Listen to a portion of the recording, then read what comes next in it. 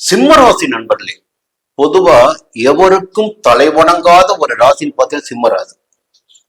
எந்த இடத்திலும் தன்மானத்தை இழந்து எந்த ஒரு இடத்தையும் நீங்க அடைய மாட்டீங்க. அப்ப கௌரவத்தை பாதுகாப்பதில் வல்லவர்கள் சிம்ம ராசியில் சிம்ம லக்னத்தில் பிறந்தவர்கள்.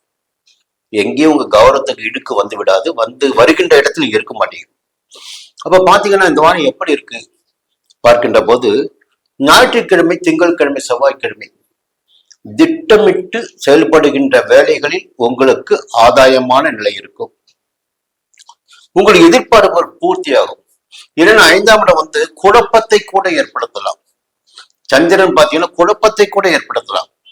குழப்பத்திற்கு இடம் கொடுக்காமல் செயல்படுகின்ற போது, மற்ற சிந்தனைகளுக்கு இடம் கொடுக்காத போது, எந்த ஒரு வேலையை கையில் எடுத்திருக்கிறீர்களோ அந்த வேலையில் மட்டும் கவனமாக இருக்கின்ற போது அந்த வேலையில் நிச்சயமாக உங்களால் வெற்றி அடைய முடியும்.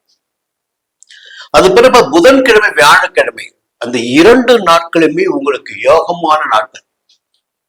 உடல்நிலை சீராகும், வழக்கு ஜெயமாகும், போட்டியில் வெற்றி பெற முடியும், எதிரிகளை வெல்ல முடியும்.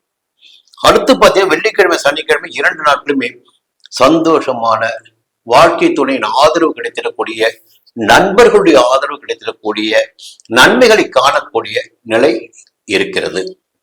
அப்ப இந்த வாரத்தில் 7 நாட்களுமே சந்திரனுடைய சஞ்சாரம் உங்களுக்கு சாதகமாக இருக்கிறது. எந்த கிரகம் வேண்டுமென்றாலும் எப்படி வேண்டுமென்றாலும் சஞ்சரிக்கட்டும்.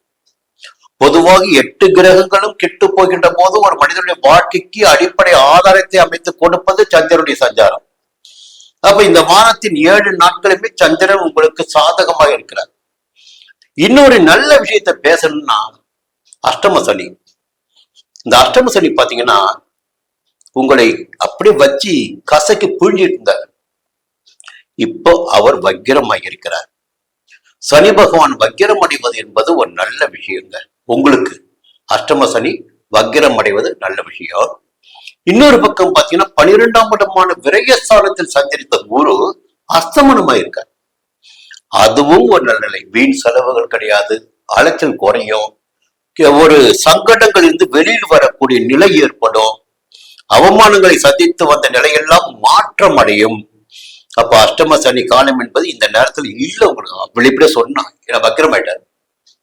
அடுத்து பாத்தீங்கன்னா செவ்வாய் 10ஆம் இடத்துல, கேந்திர ஸ்தானத்தில் செவ்வாய்.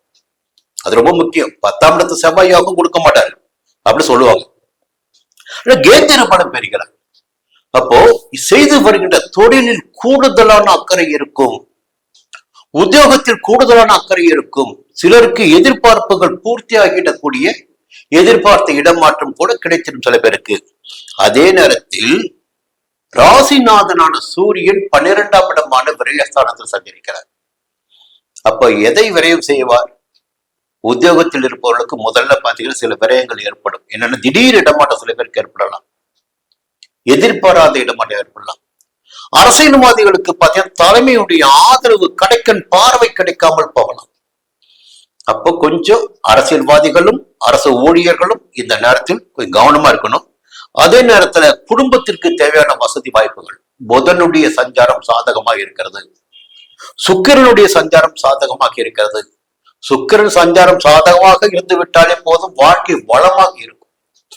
அப்ப அந்த நிலைகள் எல்லாம் இந்த வாரத்தில் இருக்கு. ஜென்மராசிக்குள்ள கேது இருக்காரு, 7 பேர் ராகு. குழப்பத்துல மாட்டி மூழ்கிட்டு இருக்கீங்க. குழப்பத்தை விட்டு வெளியில வாங்க. விரைவில் ராகு கேது பயிற்சி வரப்போகுது. உங்களுக்கு நன்மை கிடைத்திடக்கூடிய நேரம் நெருங்கி கொண்டிருக்கு. இந்த வாரம் பார்த்தீங்கன்னா உங்களுக்கு யோகமான வாரம், நெருக்கடிகள் இல்லை. மீண்டும் அடுத்த வாரம் பார்ப்போம்.